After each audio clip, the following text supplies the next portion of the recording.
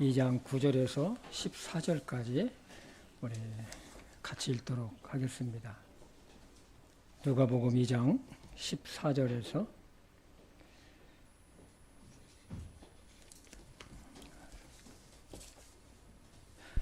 2장 9절에서 14절입니다.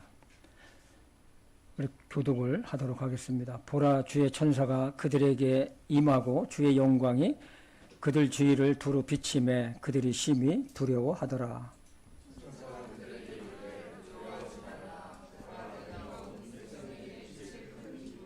소식을 너에게 가져왔노라. 이날 다윗의 도시에 너희를 위해 구원자 곧 그리스도 주께서 태어나셨느니라.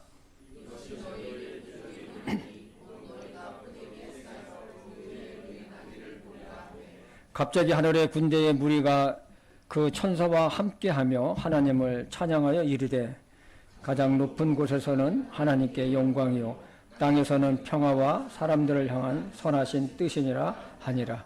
아멘. 기도하겠습니다. 하나님 아버지, 참 감사합니다.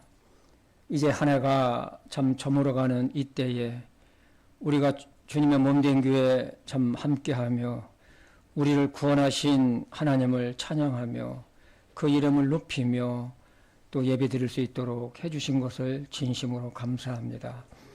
아버지 하나님, 지금으로부터 2000여 전에 참 예수님께서 이 세상에 오셨습니다.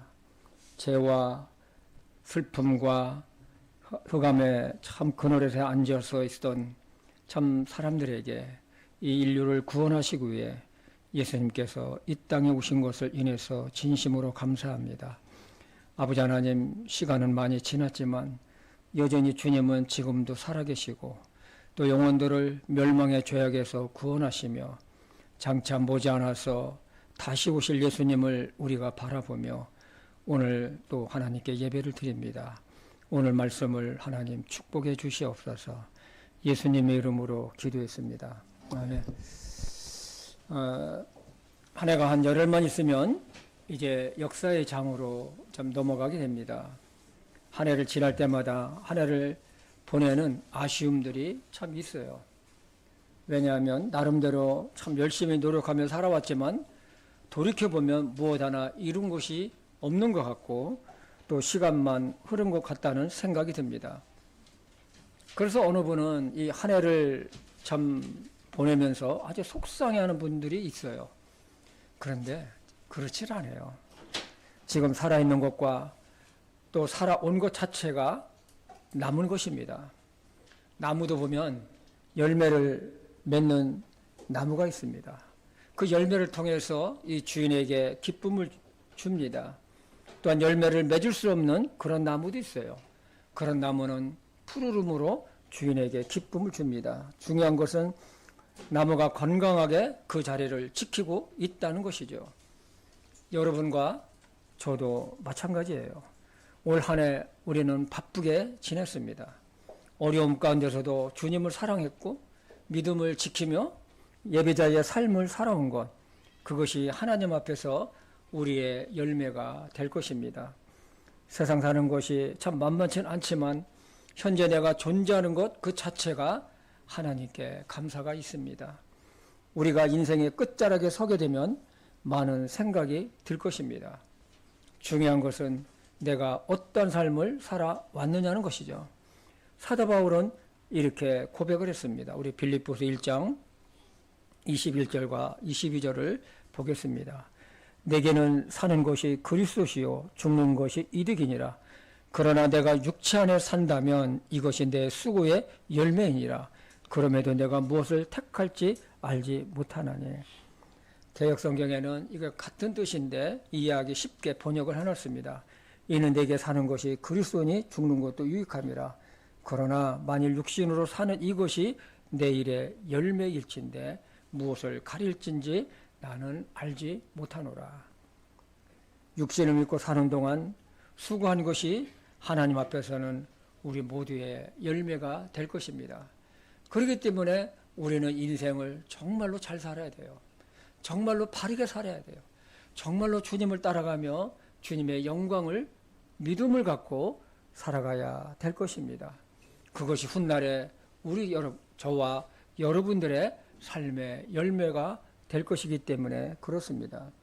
우리는 하나님께서 주신 하루하루를 감사하게 여기며 말씀에 잘 순종하다가 주님을 참 만났으면 합니다. 오늘 말씀은 예수님의 탄생하셨을 때의 상황이 잘 기록되어 있어요. 마태복음에서는 예수님을 왕으로 오신 분으로 묘사를 했습니다. 마태복음 2장 2절입니다. 유대인의 왕으로 나신 이가 어디 계시뇨? 우리가 동방에서 그의 별을 보고 그에게 경배하러 왔노라 하니 헤로드 왕과 온 예루살렘이 듣고 소동한지라. 헤로드 왕은 그리스도가 어디에서 태어나냐며 서기관들과 수제사장들에게 아주 다그쳐 물었어요. 그때 그들은 대언자의 기록을 통해서 베들레헴에서 내 백성 이스라엘을 다스릴 자가 나올 것이라고 전하게 됩니다. 이스라엘 동쪽에서 이 지혜자들이 별을 보고 별을 따라와 예루살렘에 와서 유대왕으로 오신 분이 어디 계시냐? 우리가 경배하러 왔다고 말했습니다. 이 일로 인해서 예루살렘은 큰 소동이 일어났죠. 특히 헤롯 왕이 더 놀랐습니다. 내가 이 나라의 왕이고 내가 이 나라의 통치자인데 또 다른 왕이 태어났단 말이냐? 오늘 우리가 읽은 누가복음에서는 예수님의 탄생을 알리기 위해 천사들이 베들레헴 지역에서 양을 치던 목자들에게 나타났어요. 당시 이 동물을 치는 목자는 사람들로부터 소외받는 천한 직업이었습니다. 하나님은 이들에게 천사를 보내셔서 기쁜 소식을 전합니다. 우리 누가복음 2장 9절을 다시 한번 보겠습니다. 보라, 주의 천사가 그들에게 임하고 주의 영광이 그들 주위를 두루붙임에 그들이 심히 두려워하더라. 하나님은 목자들에게 엄청난 하나님의 영광을 보게 하셨습니다. 하나님의 영광의 빛이 목자들의 주위를 감쌌어요. 캄캄한 밤에 주의 천사들과 갑작스러운 빛을 본 목자들은 두려웠어요. 주의 영광이 그들 주위를 두루 비쳤다는 것은 주의 임재하심 자체를 말씀합니다. 유대인들은 하나님의 임재를 히브리어로 쉐케나라고 용어를 사용했습니다. 하나님의 영광입니다. 이 쉐케나입니다. 모세가 시내산에서 올라갔을 때 6일 동안 하나님의 영광이 시내산을 덮었다고 했습니다. 그때도 사용한 게 하나님의 영광 쉐케나입니다. 솔로몬이 성전을 건축하고 하나님의 언약궤를 지성소에 들여놓고 제사장들이 성전에서 나왔을 때에 하나님의 영광이 성전에 가득했다고 했습니다. 쉐케나입니다. 그 하나님의 영광이 베들레헴 주변에 양을 치던 목자들에게 임했던 것이죠. 이렇게 쉐케나 하나님의 영광을 보고 두려워하고 있던 목자들에게 천사가 나타났습니다. 그리고 그들에게 두려워하지 말라고 기쁜 소식을 말합니다. 우리 누가복음 2장 10절을 보겠습니다. 천사가 그들에게 이르되 두려워하지 말라. 보라, 내가 온 백성에 미칠 큰 기쁨의 좋은 소식을 너에게 가져왔노라. 이날 다윗의 도시에 너희를 위해 구원자 곧 그리스도 주께서 태어나셨느니라. 천사는 두려워하는 목자들에게 두려워하지 말라고 안심을 시킵니다. 하나님의 임재하심은 두려움이 아니라 영광입니다. 임마누엘의 하나님께서 이 세상에 오신 것입니다.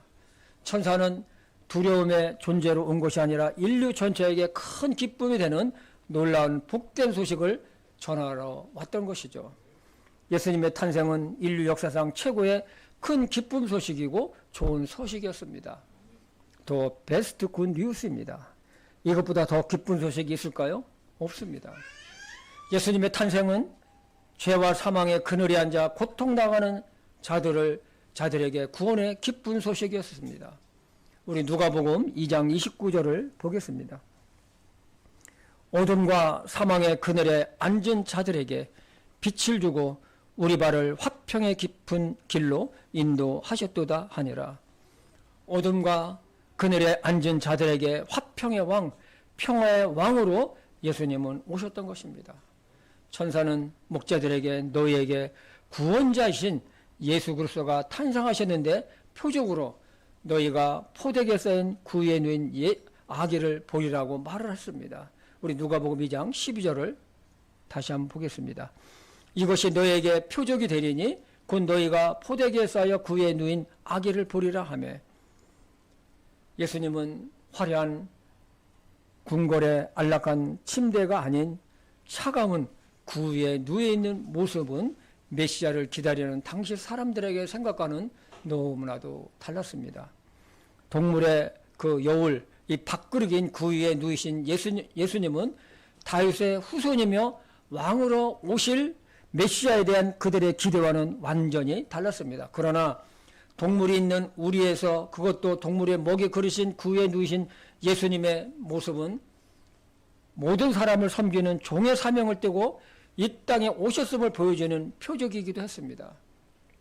예수님은 말씀하셨어요. 나는 섬김을 받으러 온 것이 아니라 섬기며 사람들을 죄에서 구원하기 위해 대속물로 오셨다고 말씀을 하셨습니다. 마가복음 10장 45절을 보겠습니다. 사람의 아들은 섬김을 받으러 오지 아니하고 도리어 섬기며 자기 생명을 많은 사람의 대속물로 주려고 왔느니라고 하시니라. 그렇습니다.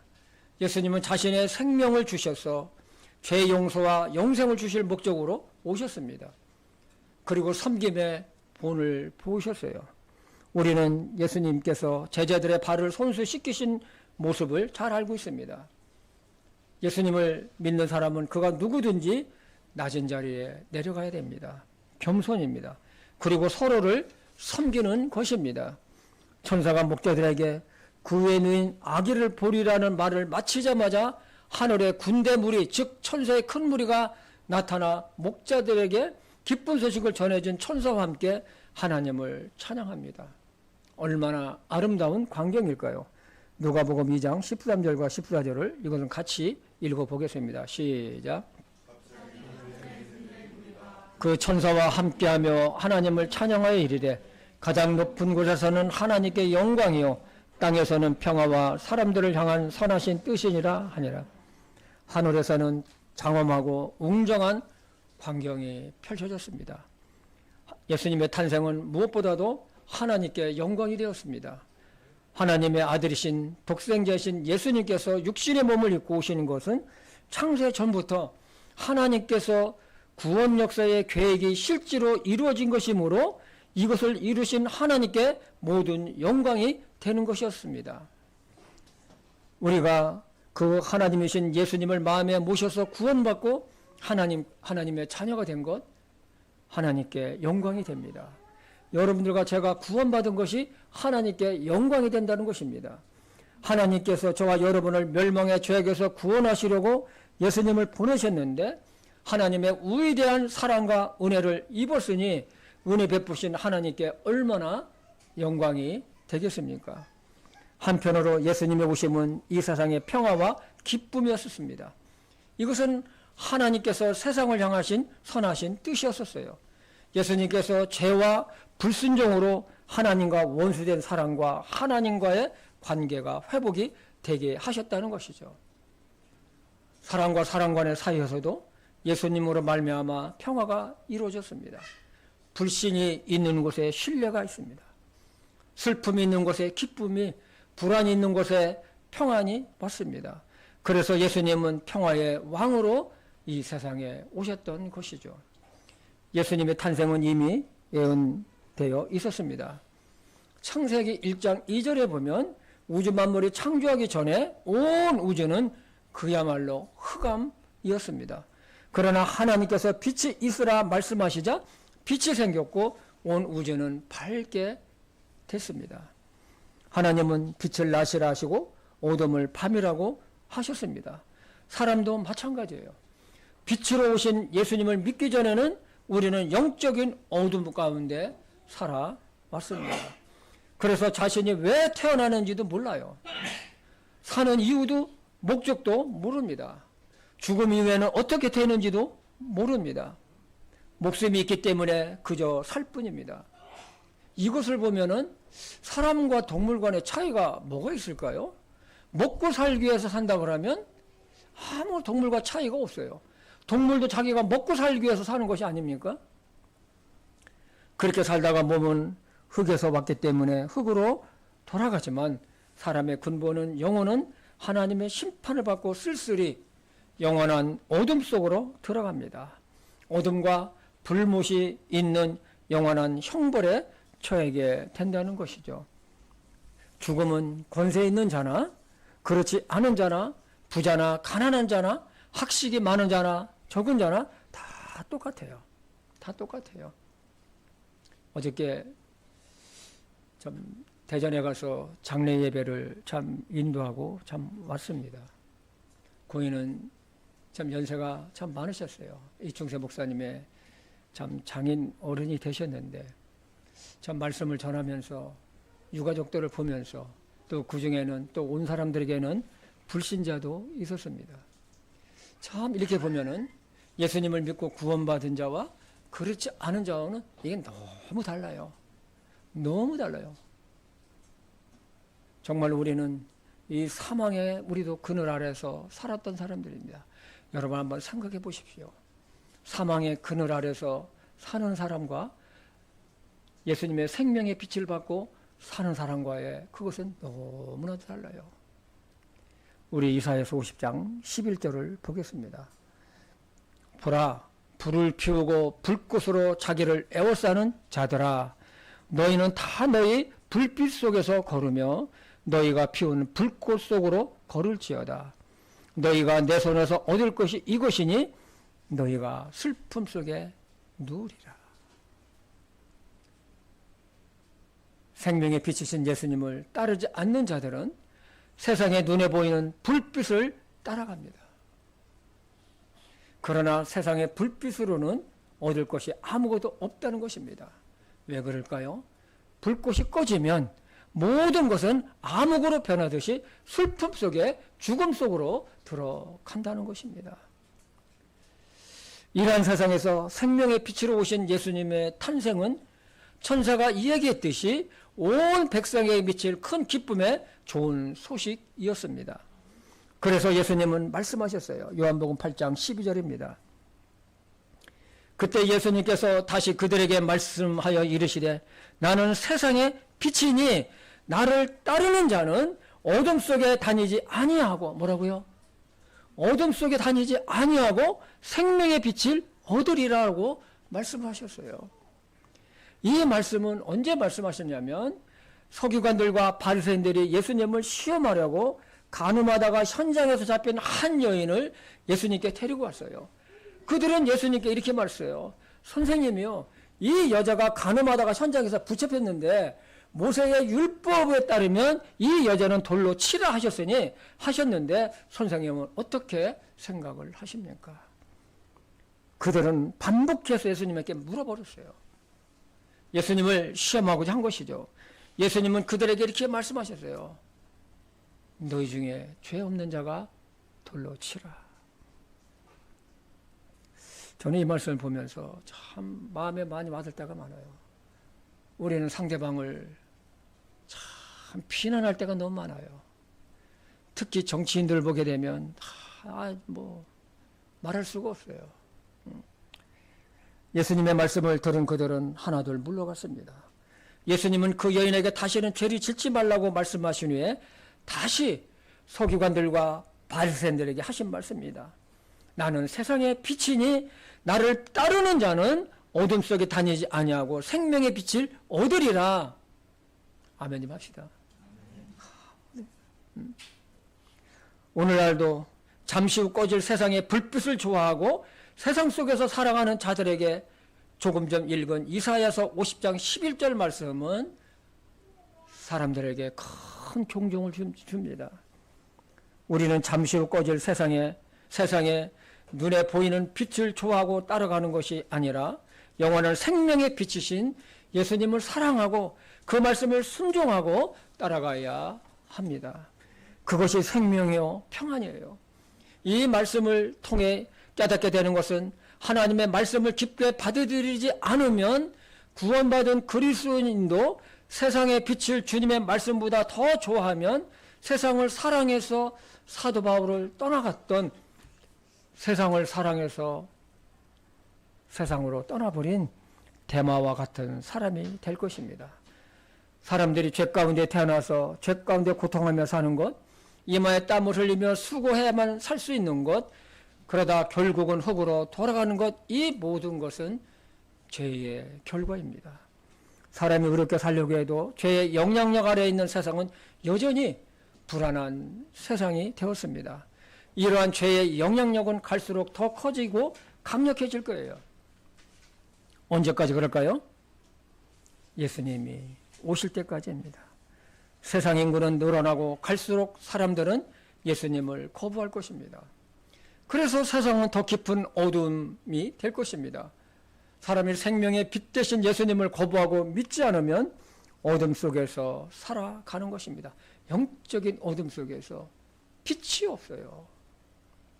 그래서 온갖 더러운 죄악들을 범하며 사는 것이 아닙니까? 인간성이 없어지고 양심에 화인 맞은 것처럼 되어서 죄를 알면서도 오히려 회개하지 않고 더 완고해지는 것입니다. 어두운 세상입니다. 대낮에 등불을 들고 다닌 유명한 철학자를 여러분은 잘 알 것입니다. 고대 그리스 철학자인 디오데게네스는 그는 대낮에도 등불을 들고 다녔습니다. 왜 들고 다녔느냐? 인간 본연의 진실된 모습, 즉 인간성을 지닌 참다운 사람을 찾기 위해서 대낮에도 등불을 들고 다녔다고 합니다. 그는 알렉산드리아 대왕이 그를 찾아와 당신이 원하는 것이 무엇이냐고 물었을 때에 그는 이런 말로 아주 유명합니다. 왕이여, 자리를 조금만 비켜주십시오. 햇빛이 나에게 가립니다. 인류 역사상 예수님 이외에는 의롭게 태어나고 죄가 없이 의로운 삶을 산 사람은 존재하지 않습니다. 이유는 사람은 근본적으로 죄의 성품을 지닌 채 태어났기 때문입니다. 우리 죄아는 두 가지 병을 가지고 있더라고요. 이제 26개월 됐는데 내가병과 또 뭐더라? 내가병, 또 내꺼병. 이게 두 병을 갖고 있어요. 뭐든 잡으면 내 거야. 할아버지 것도 내 거, 오빠 것도 내 거, 언니 것도 내 거, 다 내 거래요. 그 다음에 뭐 하려고 그러면 내가 한다는 거예요. 내가. 그래서 내가병과 내꺼병이 있어요. 그래서 그거 보면 저놈한테 누가 가르쳐 준 것도 아니고, 그런데 어떻게 자연 발생적으로 저렇게 알 수 있을까? 응? 모든 사람은 세상이라는 거대한 죄의 거미줄에 걸려 있어요. 그러므로 모든 사람이 아담의 후손으로서 하나님의 진노 아래 있게 된 것입니다. 하나님은 사도 바울을 통해 로마서 3장 16절에 의인은 없나니 하나도 없다고 그랬어요. 그 결과 요한복음 3장 36절에 있는 말씀같이 하나님의 진노가 사람들 위에 머물러 있게 되었습니다. 우리 요한복음 3장 36절을 보겠습니다. 아들을 믿는 자에게는, 예수 그리스도를 믿는 자에게는 영존하는 생명이 있고, 아들을 믿지 않는 자는, 예수 그리스도를 믿지 않는 자는 생명을 보지 못하고 도리어 하나님의 진노가 그 위에 머물러 있느니라. 사람들은 머리를 하늘로 두르고 아무렇지도 않게 살아가고 있지만, 그러나 하나님의 진노가 항상 그 위에 머무르고 있다는 것을 모르고 있습니다. 그러나 정말로 이 사실을 알고 믿음으로 참빛 대신 예수님께 나오면 죄사함과 영원한 생명을 얻고 빛 가운데 살게 될 것입니다. 예수님께서 오시기 전 세상은 그야말로 영적인 암흑시대였었어요. 어떤 영적 암흑시대에 있을까요? 이런 시대였었어요. 우리 이사야서 9장 2절입니다. 어둠 속에 다니던 백성이 큰 빛을 보았고 사망의 그늘질 땅에 거하는 자들 곧 그들에게 빛이 비치었도다. 칠흑같이 어두운 밤 바다에서 항구를 찾아 방황하는 배에게 등대는 생명의 빛인 것처럼 예수님의 탄생은 어둠 속에 살고 있는 그늘질 땅에 거하는 자들에게 빛이 비치었던 것입니다. 그렇습니다. 그러면 예수님이 어떤 분이시기에 그런 큰 기쁨 소식일까요? 하나님은 이사야 대언자를 통해 탄생 700년 전에 장차 세상의 구원자로 오실 예수님에 대해서 이렇게 말씀하셨습니다. 우리가 너무 잘 아는 말씀입니다. 우리 이사야서 9장 6절입니다. 같이 읽어보겠습니다. 시작. 하나님이 우리에게서 태어났고 한 아들을 우리에게 주셨는데 그의 어깨에는 정권이 놓이고 그의 이름은 놀라우시니 조언자, 강하신 하나님, 영존하는 아버지, 평화의 통치자라 할 것이기 때문이다. 한 아기가 우리에서 태어났고 한 것은 장차 오실 메시아는 하나님의 아들로서 신격을 지닌 하나님이며 완전한 사람으로 온다는 것을 나타내 준 말씀이에요. 한 아이가 우리에서 태어났고 신격을 지닌 하나님께서 완전한 사람의 몸을 입고 온다는 것을 이 말씀을 가지고 우리는 알 수가 있습니다. 예수님이 신성과 인성을 지니신 것은 그래야만이 진정한 메시아요 완전한 구원자가 될 수 있기 때문에 그렇습니다.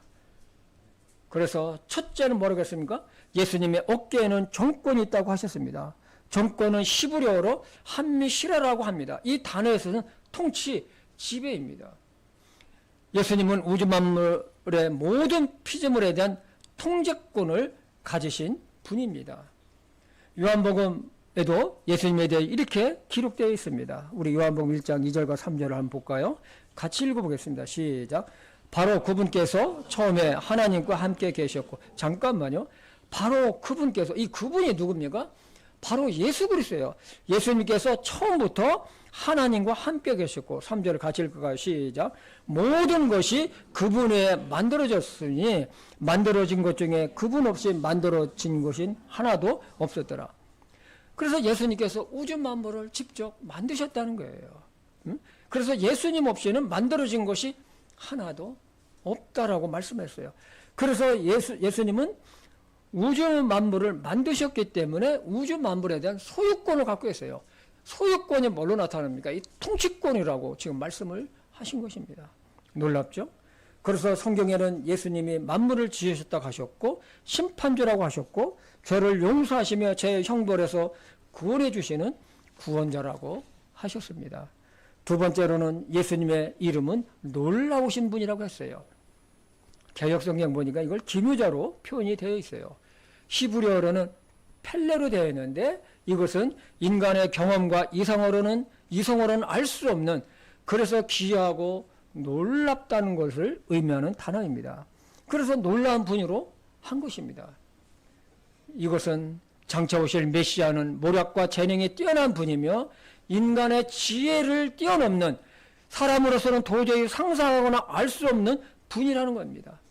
우리가 예수님을 어떻게 인간적인 걸로, 방법으로, 지식으로 예수님을 알 수가 있겠습니까? 없습니다. 그래서 이런 예수님에게 붙일 수 있는 단어는 뭐냐? 놀라운 분이라는 것 외에는 붙일 수 있는 단어가 없는 거예요. 그 사도 요한은 요한복음 1장 14절에서 육신이 돼서 우리 가운데 거하심에 우리가 그분의 영광을 보니 아버지의 독생하신 분의 영광이요 은혜와 진리가 충만한 분이라고 기록되어 있습니다. 셋째는 장차 오실 메시아는 좋은 자라고 했습니다.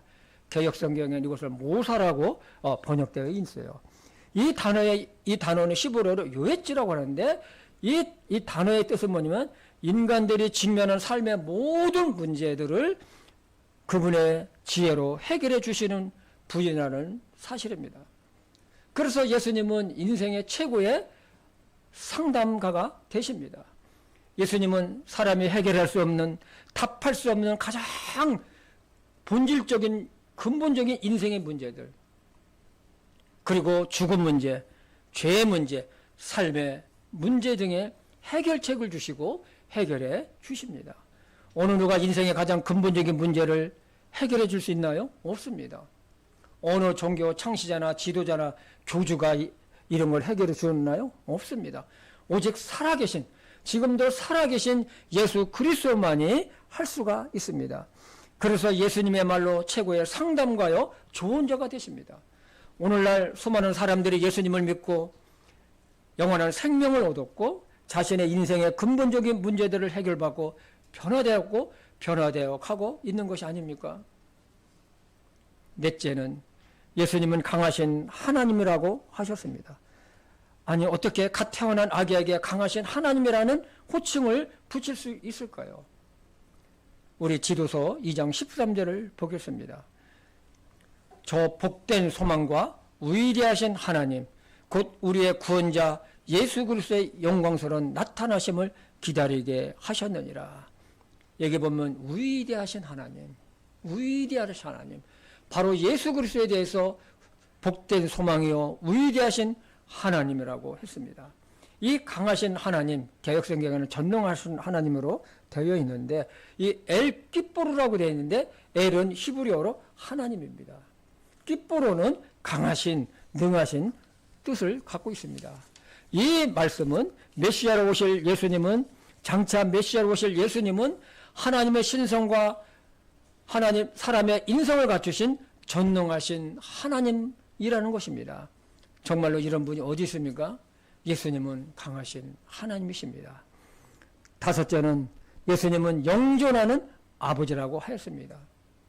장차 메시아로 오실 예수님은 영존하는 아버지라고 했습니다. 히브리어로 아들하고 했는데 아버지라고 하는 아드와 영존이라는 아드가 합쳐져서 아들하고 했습니다. 그래서 장차 오실 메시아신 예수님은 영원히 존재하시는 아버지라는 뜻입니다. 참 놀랍죠? 때문에 삼위일체 제2 하나님께서 사람의 몸을 입고 오신 것입니다. 언젠가도 얘기한 것 같아요. 작년인가 우리 제이가 아까 이 가운데서 노래 불렀잖아요. 제이가 저한테 그래요. 할아버지, 나도 기도할 때 하나님 아버지라고 하는데 왜 할아버지도 왜 아버지라고 그래? 이게 천수가 이게 안 맞잖아 이게. 천수가. 응? 하나님은 아담으로부터 모든 인류의 아버지가 되시는 분이십니다. 마지막으로 예수님은 평화의 통치자이십니다. 원래 이 샤르, 이게 통치자, 이 샤르라는 뜻은 원래 이제 중앙에서 그 뭡니까? 중앙의 그 왕이 지방의 그 주권자에게 위임 통치를 위해 임명할 때 쓴 이런 단어입니다. 이게 뭐 총독, 뭐 통치자 이렇게 나가죠. 여기서 사용된 평강의 통치자란 장차 오실 메시아는 하늘의 왕이신 하나님을 의해서 이 땅의 위임 통치자로 오실 것임을 나타내는 것입니다. 사도 바울은 데살로니가 교회에 보낸 서신에서 예수님을 평강의 주님이라고 했습니다. 우리 데살로니가서 3장 16절을 보겠습니다. 같이 읽어볼까요? 시작. 이제 평강의 주께서 친히 모든 방법으로 항상 너희에게 평강을 주시기를 원하노라. 주께서 너희 모두와 함께 하시기를 원하노라. 예수님은 평화의 통치자시기 때문에 평강을 주시는 분이십니다. 예수님은 요한복음에서도 너희는 마음에 근심하지 말고 두려워하지 말라고 하시면서 하신 말씀이 있습니다. 우리 요한복음 14장 27절을 보겠습니다. 같이 읽어볼까요? 시작. 내가 너희에게 평안을 남기노니 곧 나의 평안을 너희에게 주노라. 세상에 주는 것과 같으니 내가 너희에게 주노니 너희는 마음에 근심하지도 말고 두려워하지도 말라. 예수님은 평강의 왕이십니다. 평강이라는 단어, 샬롬을 우리는 너무 잘 압니다. 전쟁이 없는 상태, 평화로운 상태는 물론 한 걸음 더 나가 모든 사람 간의 관계에서도 공동체 안에서도 참으로 이 마음에 안전을 주고 안정감을 주는 그러한 평안을 말합니다. 개인이고 가정이고 사회고 예수 그리스도의 통치 아래 있으면 평화가 옵니다. 왜 그럴까요? 그곳에서는 하나님의 은혜가 있어요. 자신의 희생하는 사랑이 있습니다. 겸손이 있고 섬김이 있습니다. 거짓이 없습니다. 무엇보다도 그곳에는 하나님의 조건 없는 사랑이 있기 때문에 그렇습니다. 오늘 참 이 성탄절을 맞이해서 하나의 절기잖아요. 참 우리는 예수님이 어떠한 분이신지 정확하게 알고 믿음 생활을 했으면 합니다. 무엇보다도 예수님은 이 세상에 오셔서 죄의 문제를 해결하셔서 하나님과 사람 간의 화목을 이루셨습니다. 지금부터 2000여 년 전 정말로 양들을 치던 목자들에게 주의 천사가 임하고 하나님의 영광이 그들을 둘러쌌다고 했습니다. 그리고 하늘의 군대의 무리들이 천사와 함께 하나님을 찬양하는 가운데 우리 구주 예수 그리스도의 탄생을 알리는 영광스러운 모습을 우리는 말씀을 통해서 보았습니다. 우리는 조만간 주님의 공중 재림의 영광스러운 모습을 기대하고 있습니다. 데살로니가전서 4장 16절에 보면 주께서 호령과 천사장의 음성과 하나님의 나팔소리와 친히 하늘로부터 내려오시리니 죽은 자들이 먼저 무덤에서 일어나고 들림을 받고 난 후에 그 뒤에 살아남은 우리도 공중으로 채어 올라가 공중에서 주를 만나고 항상 우리 구주 예수님과 함께 있을 것이라고 말씀하고 있습니다. 우리는 그날을 고대합니다. 그때 우리는 예수님이 탄생하실 때 목자처럼 잠시 하나님의 영광을 보는 것이 아니라 하나님의 영광스러운 모습과 영원히 거한다는 사실을 여러분 꼭 가지시기를 바라겠습니다. 2000년 전에 오신 예수님은 구원자로 오셨지만 영광 중에 다시 오실 예수님은 심판주로 오실 것입니다. 우리는 다시 오실 예수님을 사모하며 우리의 남은 삶이 주님의 영광을 위해 살다가 주님을 만나시기를 주님의 이름으로 축복합니다. 기도하겠습니다. 하나님 아버지, 오늘 참 예수님의 탄생을 우리가 다시 한번 기억하며 그 당시에 그 상황을 통해서 우리들에게 말씀을 통해서 교훈해 주신 것을 감사합니다. 참으로 목자에게 참 하나님의 영광이 나타난 것처럼 우리도 예수님의 재림의 영광을 기대하며 살아갈 수 있도록 도와주시옵소서. 예수님의 이름으로